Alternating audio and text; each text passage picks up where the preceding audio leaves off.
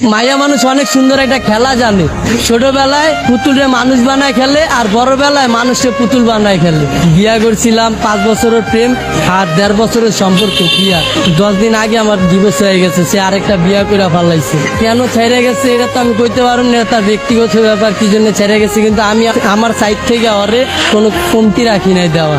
একটা মেয়েকে যতটুকু ভালোবাসার প্রয়োজন আমি ততটুকুই ভালোবাসছিলাম। মেয়েরা টাকার পাগল, তার জন্য আমার ফ্যামিলি ছাড়ছি, সে আমারে ছেড়ে চলে গেছে। মানুষ পছন্দের একটা জিনিস কখন ছাড়ে, সে আরো দামি কিছু যদি পায় তখন ছাড়ে। সে হয়তো পাইছে আমারে ছেড়ে গেছে, কিন্তু আমি এখনো পাই নাই, সেই জন্য তারে ছাড়তে পারি না। তার স্মৃতি নিয়ে বাইচে আসছি। তারে কথা দিয়েছিলাম ভাই যে সে যদি ছাইরা চলে যায় তাহলে আমি আত্মহত্যা করবো, কিন্তু ভাই অনেক কষ্টে বাইচে আসছি নিজের লাগে লড়াই কইরা। সে চলে যাওয়ার পর আমার বাইচা থাকার ইচ্ছাটা চলে গেছে। ভালোবাসার মানুষ হারানোটা অনেক কষ্ট, যার হারায় সেই বোঝে। আজকে ওই মেয়ের কারণে আমি রাস্তায় ঠিক মতো খাইতে পারি না, না খেয়ে রাস্তায় রাস্তায় ঘুরি। আমি আমার ফ্যামিলির কাছে চাইলেও যাইতে পারি না, কারণ তার জন্য আমার ফ্যামিলি ছেড়ে আসছে, আর সেই মানুষটা আমারে ছেড়ে গেছে। নারী তুমি ধন্য, পুরুষ মানুষের মন ভাঙার জন্য।